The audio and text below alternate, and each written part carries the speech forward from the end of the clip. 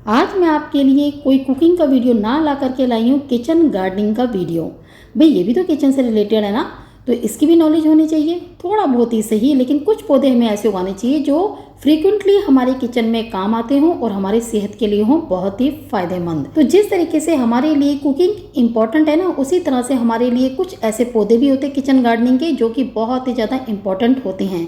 तो इसलिए ये वीडियो होने वाला है आज बहुत ही मज़ेदार और यूजफुल। नमस्कार, आप सभी का कांता के चैनल टेस्ट ऑफ इंडियंस में बहुत बहुत स्वागत है। तो भाई अगर आप मेरा जो दूसरा चैनल है गार्डनिंग विद कांता नहीं देखते हैं रेगुलर, तो मैंने यहाँ पर एक क्लिप लगा दी है। उसमें मैंने ये बताया था कि किस तरीके से मैंने बीज के थ्रू इन कड़ी पत्तों को उगाया है, और जब ये थोड़े से बड़े हो गए तो मैंने इन्हें कर लिया अलग अलग गमलों में ट्रांसप्लांट, और अब ये हो चुके हैं बहुत ही सुंदर बड़े।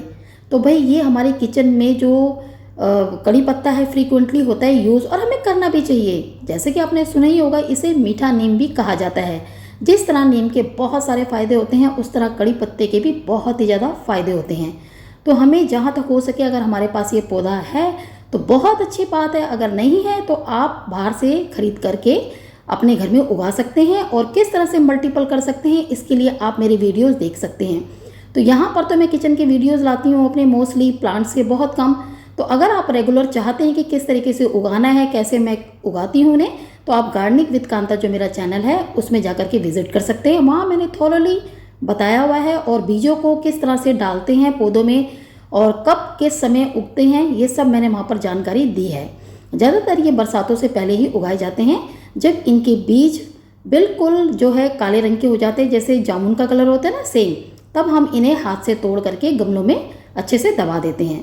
तो फर्स्ट क्लास ये फिर उग जाते हैं, और देखिए कितने सुंदर उग रहे हैं, ये आप देख ही सकते हैं यहाँ पर। तो भाई हम तो टाइम टू टाइम जो है ना यहाँ पर कड़ी पत्तों की हार्वेस्टिंग करते ही रहते हैं, क्योंकि अगर हम इन्हें हार्वेस्ट नहीं करेंगे तो ये तो एक टाइम ऐसा आएगा ना जब ये सूख जाएंगे, फिर ख़राब हो जाएंगे, तो फिर क्या फ़ायदा भाई।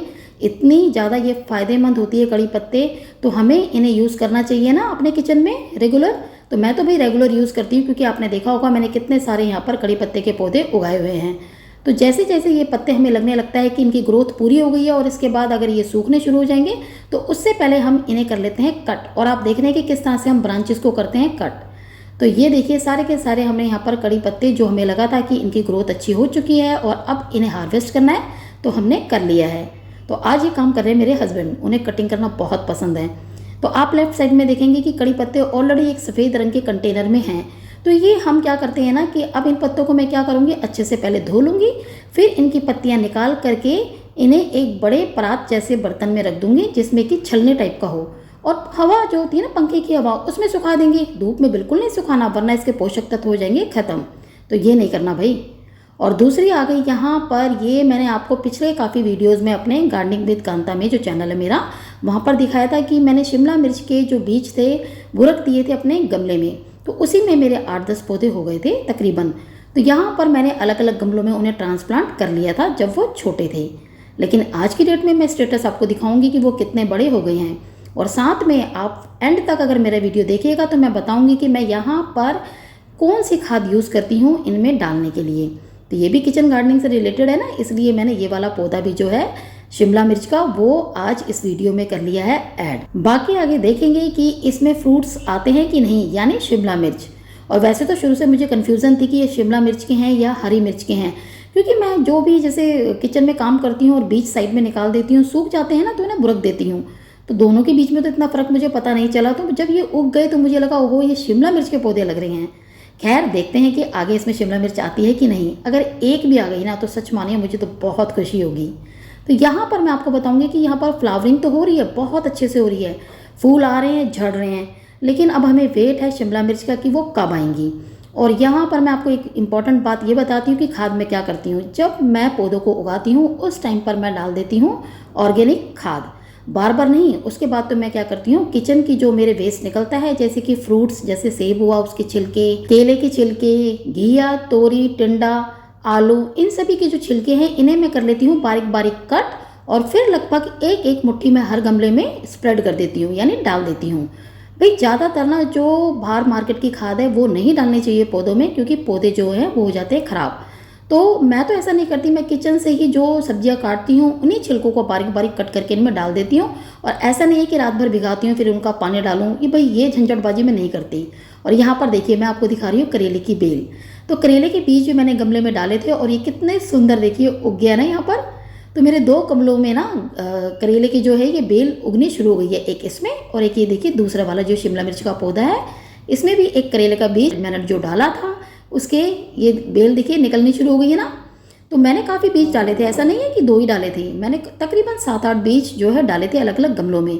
अब जैसे जैसे उगेंगे वैसे वैसे पता चलता जाएगा कि हमने कहाँ कहाँ पर बीज जो है वो डाले थे किन किन गमलों में। तो खैर फिलहाल तो 2 करेले की बेल मेरी निकल आई हैं, तो देखते हैं आगे, इनको भी सपोर्ट देना पड़ेगा ताकि आगे बढ़ें। और अगर करेले उग जाएँ तो बहुत अच्छी बात है ना, और नहीं भी उगेंगे तो ये जो बेल उग रही है ना, बस इन्हें देख करके मुझे इतनी खुशी हो रही है ना कि मैंने बीज डाला था और देखिए कितनी अच्छी ग्रोथ हो रही है। और ये है एलोवेरा, भाई ये भी हमारे किचन से रिलेटेड है क्योंकि एलोवेरा जो है ना बहुत ही फ़ायदेमंद होता है हमारे डाइजेस्टिव सिस्टम के लिए, गैस से हमें दूर रखता है। जो हमारे आजकल तो एसिडिटी की प्रॉब्लम एक आम हो गई है ना, लेकिन अगर खाली पेट सुबह उठ करके आप इसके जल को अच्छे से ग्राइंड करके पानी के साथ मिला करके पीते हैं तो बहुत ज़्यादा फ़ायदे होते हैं।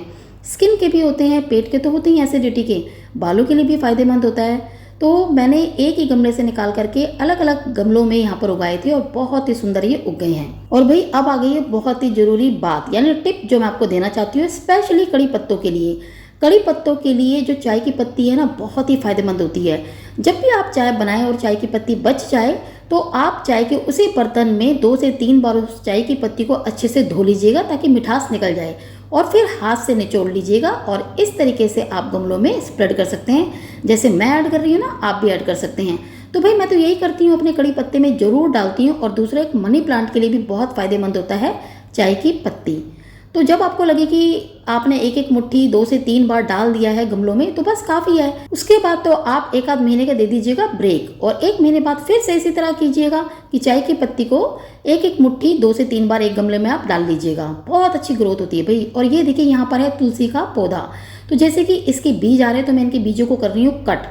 इससे क्या होता है ना, पौधे की ग्रोथ बहुत अच्छी होती है, ब्रांचेस निकलती हैं बहुत ही ज़्यादा सुंदर। और ये भी हमारा किचन गार्डनिंग का पौधा है। अब जैसे मौसम चेंज हो रहा है तो इस टाइम पर भाई जो अदरक और तुलसी की चाय है वो हमारे लिए एज ए मेडिसिन का काम करती है, ये आप सभी को पता ही है, जो कि हमें सर्दी खांसी जुकाम से रखती है दूर।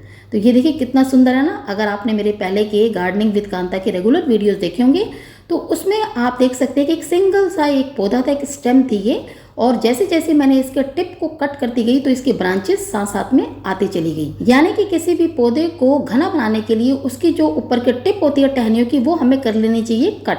तभी जहाँ से हम कट करते हैं ना तो वो क्या होता है कि साइड से ब्रांचेस आनी और शुरू हो जाती है और पौधा धीरे धीरे हो जाता है घना। तो आप देख ही सकते हैं कितने सुंदर मेरे पौधे हो गए हैं। तो यहाँ पर एग्जाम्पल के तौर में मैं आपको ये दिखाती हूँ, देखिए कड़ी पत्ता, कड़ी पत्ते की ये देखिए टहनी, जहाँ से मैंने इसको टिप से कट किया है तो साइड से आप देख रहे हैं कि इसकी ब्रांच निकल गई है दूसरी वाली, है ना। तो इस तरह से क्या होता है कि कभी साइड से एक ब्रांच तो कभी साइड से 2 ब्रांच, यानी 2 टहनियाँ निकल जाती हैं। तो धीरे धीरे पौधा हो जाता है घना, और जैसे ही ये ब्रांचेस भी बड़ी हो जाएंगी तो इनके भी टिप मैं कट करती जाऊंगी, ताकि जहाँ से मैं उनका टिप जो होगा यानी कि सबसे टॉप वाला पार्ट कट करूंगी तो साइड से फिर आ जाएंगी और भी ब्रांचेस। तो इस तरह से ये पौधा भी होता जाएगा घना। और जैसे जैसे इनके जो पत्ते हैं वो नीचे के मुझे लगता है कि हाँ भाई काफ़ी अच्छे हेल्दी हो गए हैं और अब तोड़ने लायक हैं, तो हम तोड़ लेते हैं और किचन में कर लेते हैं यूज़। भाई मैं सच बताऊँ ना तो मैं तो सर में मेहंदी भी लगाती हूँ ना, जो हरी मेहंदी होती है हिना, तो मैं उसमें भी इन पत्तों को ऐड करती हूँ। तो कहने का मतलब ये है कि बहुत ही फायदेमंद पौधे हैं कड़ी पत्ता, तुलसी, एलोवेरा, और साथ में जो है अब वो तो मैंने बाकी किचन के लगाई दिए ना, शिमला मिर्च और करेले। देखते हैं उनकी बेल में भी कुछ अगर फ्रूट्स आते हैं तो बस मज़ा ही आ जाएगा। फ्रूट्स यानी करेले और शिमला मिर्च। तो चलिए जी, उम्मीद करती हूँ कि आपको मेरा आज का ये किचन गार्डनिंग का वीडियो भी जरूर पसंद आया होगा, और अगर आया हो तो जो मेरा दूसरा चैनल है गार्डनिंग का, गार्डनिंग विद कांता, आप उसको जरूर विजिट कीजिएगा। तो आज का ये मेरा वीडियो आप सभी को कैसा लगा?